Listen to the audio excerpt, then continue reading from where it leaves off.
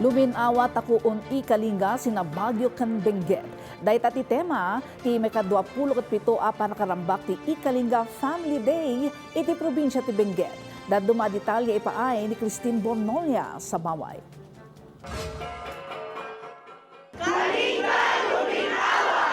Panagkaykaysa ken panangipateg iti kultura. Dayta ti impakita dagiti Ikalinga iti pannakarambak dati may ka-27 atawan ti Kalinga Family Day anaangay ijay Pugis la Trinidad Benguet. Agarop sa ngaribo nga individual tinakipasat iti selebrasyon manipod Bagyo ken Benguet ken probinsya ti Kalinga. Sigon iti Kalinga Organization Bagyo and Benguet, tinawen daytoy amaramrambakan tapno saan na malipatan tinagtaudan dagiti Ikalinga. May sapay awagas tapno maipakaamo ken maisuro kadagiti agtutubo ti kultura ti Kalinga. Agbalin nga nagpintas nga banding iti Kalinga people living here in Bagyo and Benguet.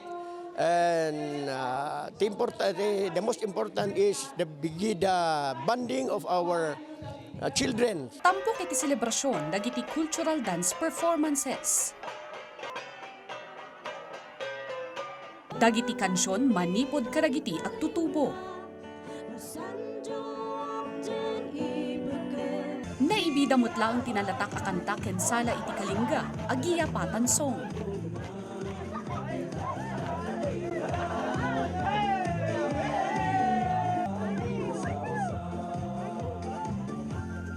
Kang runana sa nga ili ti selebrasyon ni Kalinga Governor James Eduba.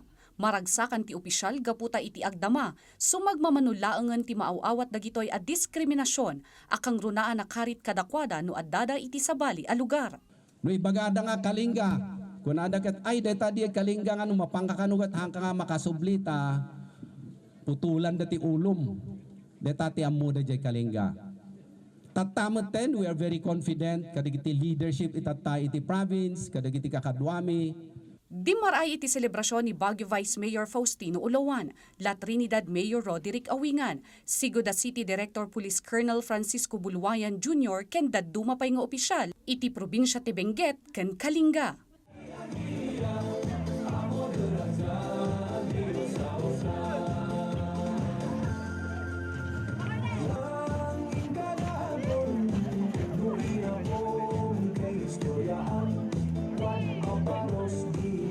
Christine Bornolia sa Baway para iti Pambansang TV iti Baro a Pilipinas.